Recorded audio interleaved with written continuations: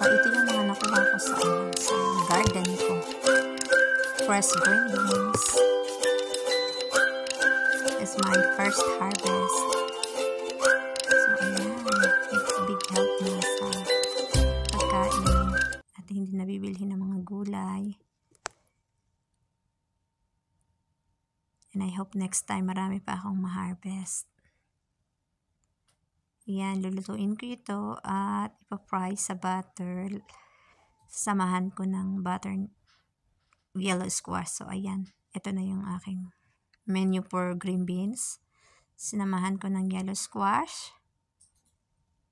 Fry sa butter. And nilagyan ko lang siya ng herbs. And that's all.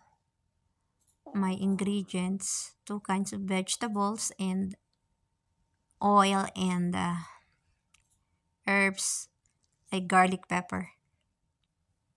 So hanggang sa maluto,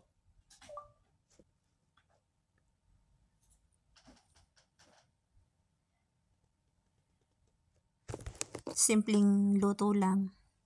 Fry lang, hindi nalalagyan ng tubig. Mas malasa siya pag hindi mo lalagyan ng tubig. Ayan. Tasty vegetables.